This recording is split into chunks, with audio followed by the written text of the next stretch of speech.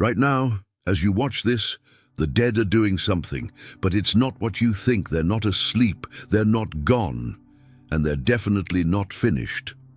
According to Edgar Cayce, a man who accessed visions of the afterlife, in trance states so vivid they stunned doctors and theologians, the soul doesn't die. It migrates, evolves, continues, and what it's doing right now might be influencing you. You may think you've had an original thought, a gut feeling, a strange dream. But what if that insight came from someone who no longer has a body? This isn't about ghosts. It's about guidance. It's about what consciousness becomes and what you are becoming too. The dead are not done. Let's see why.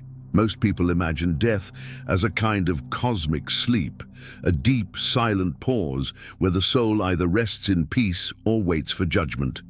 But Edgar Cayce, often called the sleeping prophet, saw something radically different. In trance states that baffled even the medical professionals of his time, Cayce described a post-death realm, not of stillness, but of movement, not a sleep, but a school. He called it the astral plane, a field of consciousness that mirrors Earth in vibration, but not in form. In this place, the soul does not rest. It reflects, it heals, it prepares. Death, Cayce once said, is only passing through God's other door. And on the other side of that door is process, not paradise or punishment. Here, souls don't float in blissful oblivion. They enter a state of deep, energetic introspection. They review, they reconfigure, they meet with others. They begin the next stage of their evolution. The idea is radically different from mainstream religion. There's no eternal heaven locked behind obedience, no fiery hell for disobedience. Instead, what Cayce saw was a plane of vibrational refinement where the soul continues to work, shedding old imprints, resolving deep karmic patterns, and preparing for what comes next. The astral plane is alive with intelligence, memory, and energy. It is consciousness continuing itself, not in a linear way, but like a spiral. And what happens there is influenced by what you do here. Every decision you make, every unresolved emotion, every act of love or cruelty becomes part of the energy signature your soul carries into that next stage. This isn't punishment. It's physics. Vibration attracts vibration. Cayce described souls as magnetic fields of memory and intention, and when the body dies, that field doesn't stop. It shifts frequency. It begins drawing experiences that match its vibration. So if you lived in fear, shame, or resentment, the soul doesn't get punished. It simply gravitates toward environments that reflect that unresolved state. Not to suffer, but to understand. If you cultivated love, service, clarity, the same thing happens. You enter a frequency where those energies continue unfolding. This concept dissolves the idea that death is binary. Cayce showed that the afterlife isn't a destination, it's a continuum, a mirror that reflects our inner state with radical clarity, and this has massive implications because it means your growth doesn't end when your heart stops beating. You're not escaping yourself. You're meeting yourself at full volume without the distractions of the physical world. This is why Cayce often emphasized that life is preparation, not for some final judgment, but for deeper realization. What you avoid now, you'll face later. What you embrace now, you'll expand later. There's no pause button for the soul, no permanent rest. Even when we die, the work continues, and not in some abstract philosophical way.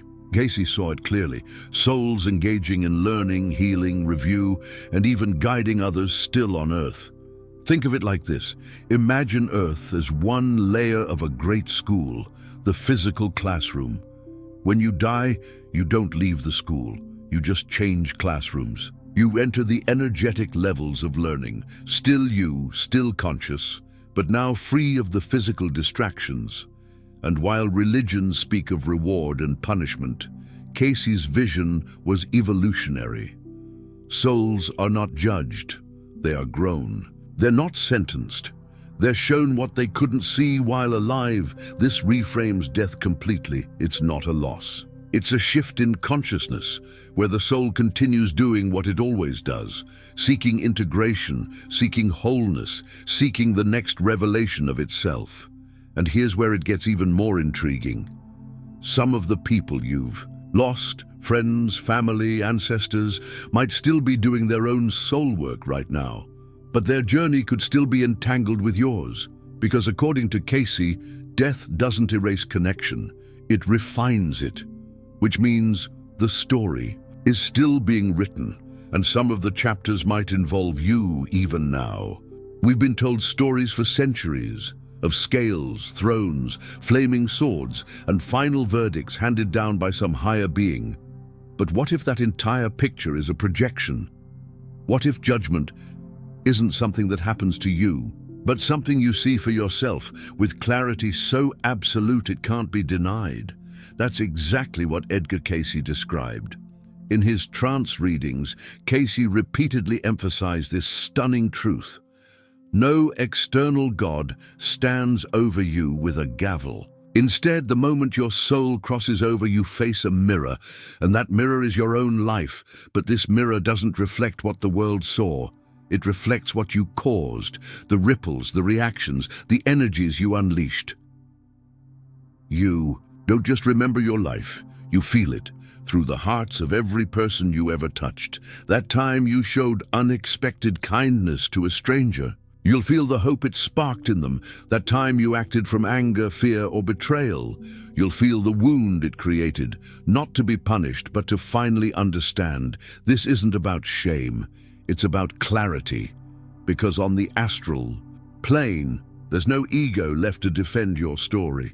There's just truth, seen, felt, and absorbed in full awareness.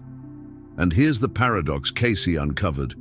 This moment of cosmic self-reflection isn't painful because someone is condemning you. It's painful or beautiful because you finally see yourself with unfiltered honesty. There's no court, no celestial judge, only the inner knowing that every thought, word, and action was part of a ripple that never stopped moving. And in that moment, Cayce says, the soul doesn't shrink away in guilt. It leans in, because this mirror doesn't just show what was. It shows what can still be healed. This is one of the most radical parts of Cayce's teachings, because it implies that the soul carries agency even after death. You don't sit in judgment. You move through it, and what you learn becomes the blueprint for your next steps as a soul. And now we reach a stunning insight. Most people fear being judged by something outside themselves, but what if the deepest fear is seeing ourselves completely? What if the real weight of our actions, the love we withheld, the truth we buried, comes flooding back not to haunt us, but to free us? Think of it like this. You've been painting your entire life, brushstroke by brushstroke, on an invisible canvas. At the moment of death, that canvas is turned around, and you're shown the full masterpiece, or mess, that your choices created. No one criticizes it, but now you know where the strokes were bold and where they were broken. And here's what Cayce revealed, that knowing alone changes you. Because the mirror doesn't just reflect your past, it becomes a portal for your transformation. You begin to understand why certain relationships mattered so much, why some patterns repeated endlessly, why unresolved emotions kept circling back into your life. You begin to trace the energetic architecture of your story and see, sometimes painfully, where you built from love and where you built from fear. And it's in this realization that the soul begins its healing, not from punishment, but from integration. And that's where this gets practical. Because Cayce's mirror isn't just something that appears after death. It's accessible now, every time you pause and reflect deeply, every time you ask yourself, who did I become today? Did I bring more fear or more light into someone's life? You're tapping into that same mirror. The more you practice seeing yourself now, the less shocking the transition becomes later. And Cayce believed that those who live with conscious self-reflection experience a smoother crossing, not because they're more spiritual, but because they're more honest. Honesty dissolves resistance. Resistance is what makes the mirror painful, which leads to this simple but profound truth. You're always judging yourself. You're just not always aware of it. But in the astral realm, that judgment becomes fully conscious, and that consciousness, according to Cayce, is the beginning of liberation. Because the moment you stop hiding from who you were, you finally become who you were meant to be. If Earth is the classroom, then death is not graduation. It's the hallway to your next lesson.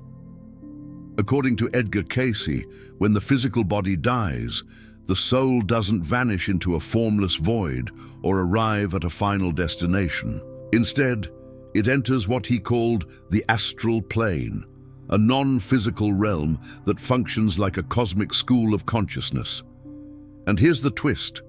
This school is more real than anything you've experienced here. It's not a fantasy. It's structured. It has order, levels, dynamics, and purpose. But unlike Earth, the astral plane strips away distractions. No bills, no bodies, no noise from the outside world. Just you and your energetic signature, the version of you that's been sculpted over countless lifetimes. Your beliefs, wounds, attachments, wisdom, and unfinished business. Cayce explained that the astral realm isn't for rest. It's for refinement. Just as students on Earth move from one grade to the next, souls progress through the astral realms based on their level of awareness, compassion, and energetic coherence. We don't escape our lessons, Cayce said. We carry them with us until they're learned. That means trauma, guilt, ego, and unresolved desires don't disappear at death. They come with you, like invisible luggage, not to weigh you down, but to be unpacked, transmuted, understood. In this post-death dimension, souls aren't idle. They undergo what Cayce called life harmonization, an energetic realignment process where all the dissonant aspects of one's consciousness are brought into the light. It's not passive, it's participatory. Some souls spend time integrating traumatic lifetimes. Some collaborate with guides to understand patterns that have repeated for centuries.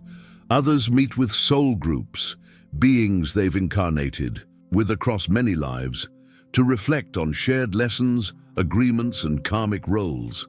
The astral plane is like a giant metaphysical library, except the books are your experiences, and you're both the reader and the author. Here, you may relive key moments from your last life, not just from your own perspective, but from the perspective of those you affected. You may meet other souls who were part of your deepest transformations. Those who hurt you, those you helped, those you loved or failed to love. But here's the most astonishing part, Cayce revealed. You continue learning. You continue evolving. You even continue choosing. The soul in the astral realm can say, I need to understand what forgiveness really feels like. I want to experience humility in a future lifetime. I'm ready to serve, to teach, to guide.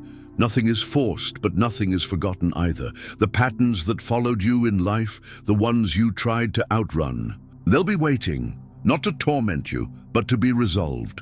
And because the astral plane is less dense than Earth, your thoughts manifest faster. Your intentions are visible. There's no mask to hide behind. If you cling to fear or resentment, that energy crystallizes into your experience. If you move into love, compassion, or clarity, that becomes your environment. This is why Cayce insisted that Earth isn't the only place where growth happens. The soul keeps growing, just more consciously. In fact, some of the biggest leaps in awareness happen after death because the veil lifts. You're no longer limited by the brain or the ego's defenses. You can see yourself as you truly are, and that realization is the real initiation. And here's a fascinating layer. Cayce said that many souls don't immediately reincarnate after death. Some remain in the astral school for years, even centuries, depending on their needs.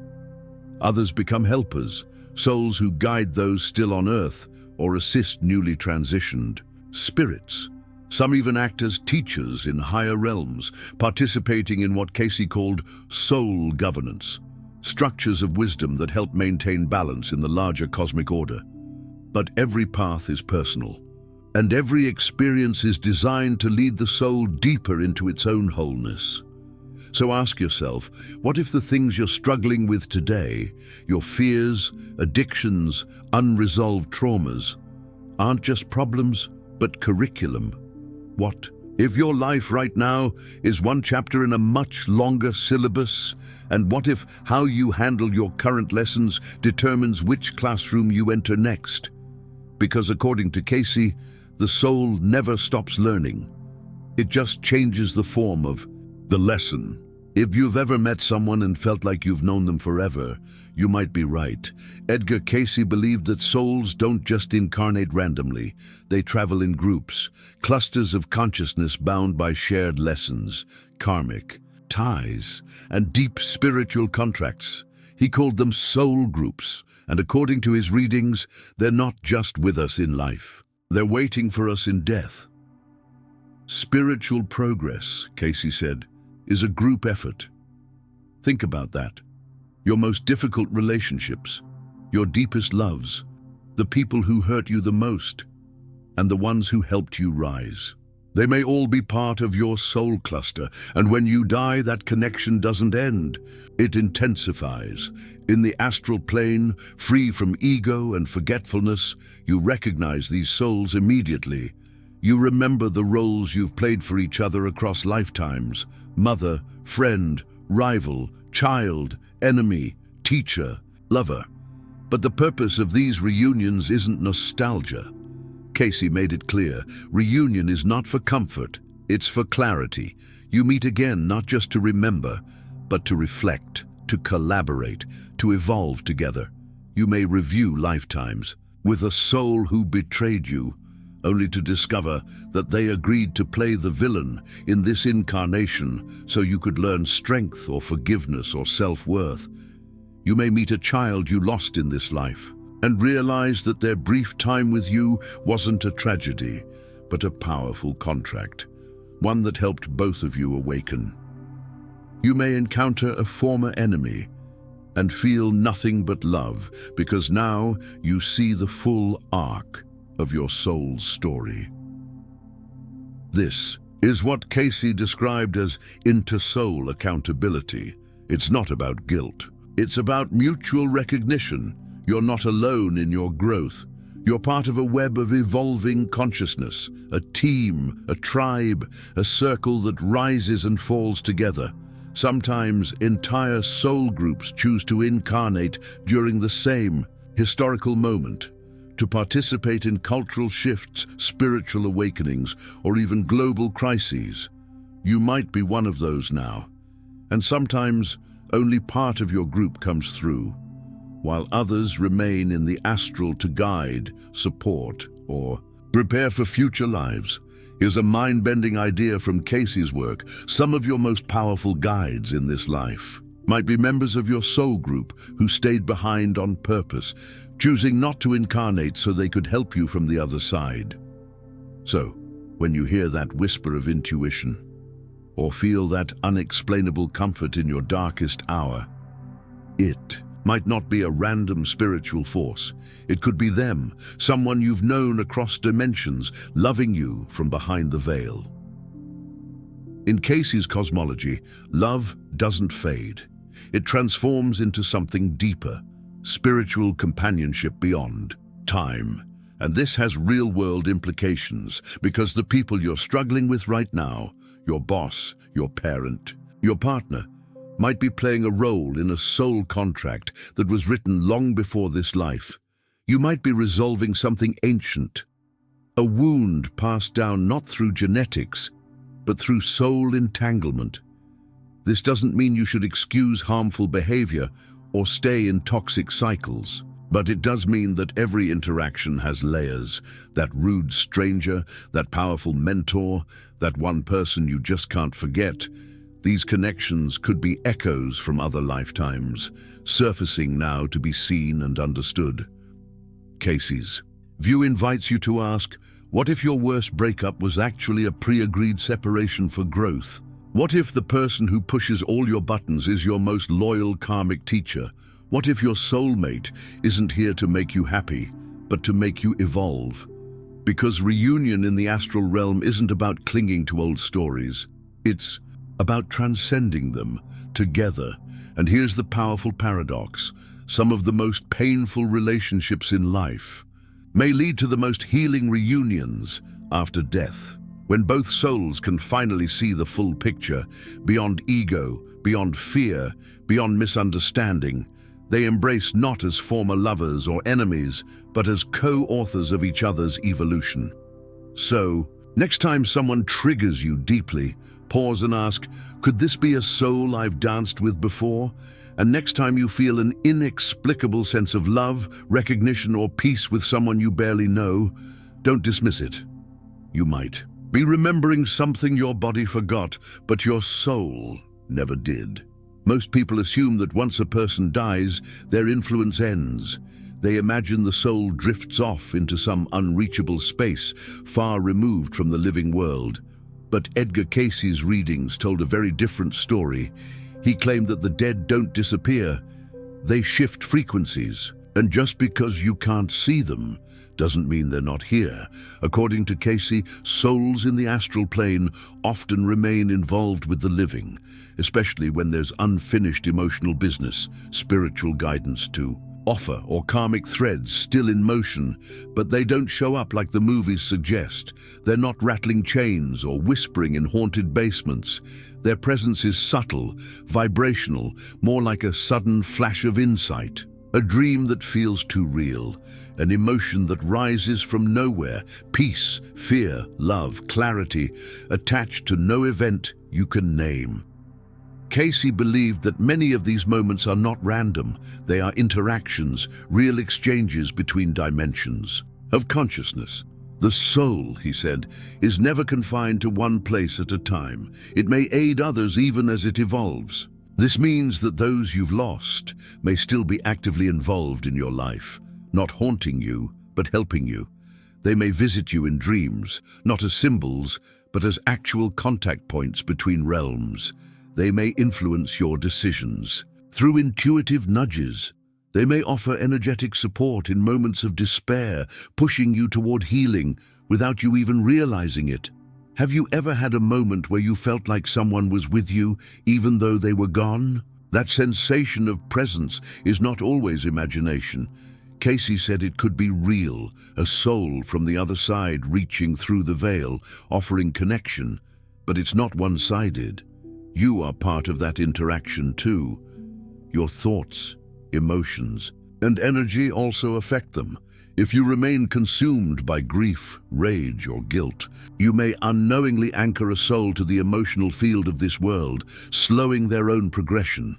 Conversely, when you release, when you forgive, when you send love with intention, you help free their energy and elevate their vibration. Cayce suggested that even prayers and meditations can cross dimensional boundaries, not symbolically, but energetically. And this is where it gets even more fascinating. Cayce said that some souls, even after death, choose to serve the living. They become guides, whisperers, catalysts for awakening, and sometimes the ideas that just come to you, the solutions that arrive when you stop trying, the sudden knowing that something is or isn't right. These could be transmissions from the astral plane. They might not be your thoughts at all. They might be a subtle gift from someone who once walked beside you and still does, just in a different form. This redefines how we understand intuition. It's not just your subconscious. It might be an entire network of unseen support, a soul group working from the other side. Cayce also hinted that some people, particularly children or sensitives, are more open to this form of communication. They hear imaginary friends. They speak of dreams with departed loved ones. They sense presences others ignore, and while modern society tends to suppress these experiences, Cayce urged us to pay attention. He believed they were real, and that our culture had lost its ability to listen across dimensions. But what if we could reclaim that? What if spiritual connection isn't something reserved for mystics and mediums, but something we all experience if we're willing to feel beyond the five senses? Try this. Think of someone you've lost, not with grief, but with openness. Sit in silence. Ask, "Are you still with me? What do you need me to understand? How can I help you or let you go?" Don't expect words. Don't force anything. Just listen. You may feel a shift, a sensation, a softening, a knowing. That's interaction, not imagination. And Cayce believed these moments are sacred because they remind us death does not break relationship. It changes the form of connection, from physical to vibrational, from spoken to intuitive, from presence to presence felt. So the next time you feel that strange wave of emotion, the next time you wake from a dream that feels like more than a dream, don't brush it off. It might be someone somewhere reaching across the veil to let you know they're still part of your story. From the time we're children, we're told a very specific story, that life is a straight line and death is the hard stop, a full halt, a final exhale, a door that shuts behind us forever. But Edgar Cayce saw something else entirely. To him, death wasn't the end of the story. It was just the turning of the page and the chapter that follows. It may be more important than the one you're in right now, because if Cayce was right, and the soul continues evolving in the astral plane, reviewing its life, connecting with soul groups, influencing the living, then death isn't some grim inevitability. It's an opportunity, an invitation to deeper awareness, greater healing, and a broader view of the soul's purpose in the grand cosmic journey. In Cayce's words, the soul is not destroyed by death. It is awakened to life. That means what you fear as the end may actually be your next great beginning, and that has staggering implications for how we live right now. Because suddenly, your time here on Earth isn't about accumulating or achieving. It's about alignment. Every choice you make becomes part of your soul's energetic momentum. Every time you choose compassion over judgment, truth over comfort, love over fear, you're preparing for the vibrational space you'll move into, when your body can no longer contain you. In this view, life and death are not opposites, they're partners. One shapes the other. One prepares you for the next, and it's not just about reward or punishment. It's about resonance. When you die, Cayce explained, you don't float away to a mystical paradise. You rise or settle into a frequency that reflects your inner state. There's no gatekeeper, only your vibration. And what you do now, how you heal, how you learn, how you love, sets the tone for where your consciousness will travel next. This transforms death from something to dread into something to prepare for, not by avoiding it, not by obsessing over it, but by living with clarity, by seeing your current experience not as random, but as sacred curriculum. It reframes suffering, not as punishment, but as refinement. It reframes joy, not as luxury, but as vibrational guidance. And it reframes endings, not as failure, but as the necessary threshold before a new awakening. Here's something even more fascinating Cayce revealed. Many souls choose to return to Earth, not because they must, but because they want to. Not to relive trauma, but to expand, to teach, to heal, to explore facets of love and truth they couldn't reach before. And others, after many lifetimes, may graduate to entirely new realms of experience, moving beyond the astral into what Cayce described as higher dimensions of light, intelligence, and collective evolution. In those places, the soul may assist others still navigating their early journeys. It may serve as a guide, a protector, even a co-creator of new energetic systems. It's a cosmic ecosystem of learning, infinitely layered, endlessly deep.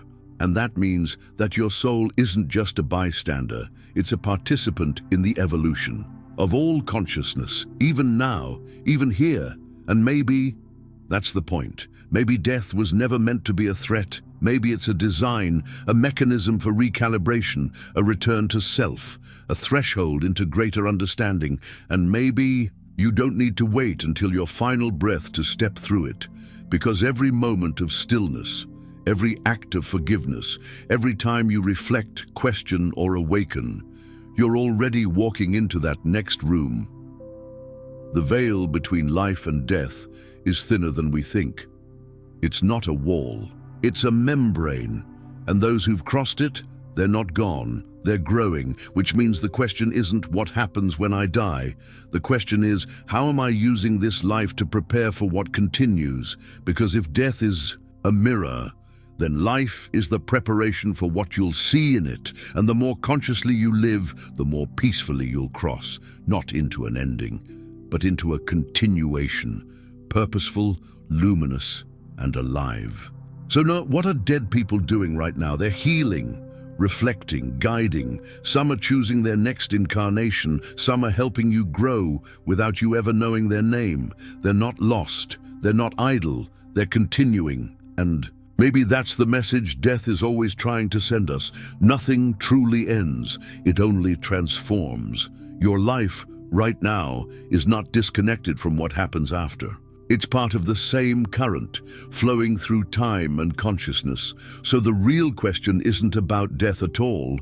It's about what kind of soul you're shaping in this very moment. Are you living in a way that prepares you for peace, for clarity, for the mirror? Because whether you believe in Cayce's visions or not, one truth remains. You will leave this body, but you will take you with you. Not your possessions, not your titles, not your followers or your photos, only your energy, your choices, your essence. So live in a way that makes the next dimension feel like a natural continuation of the best parts of you, the most loving, honest, awakened version of your being. And remember, if you've lost someone, they may not be far. They may be watching, guiding, growing, just on the other side of the veil. Send them love. Speak to them. You might be surprised what whispers back. And if this video resonated with you, if it opened something, stirred something, made you question, just a little deeper, then share it, not just with your friends, but with the part of yourself that's still curious, still searching. Hit the like button to support the message.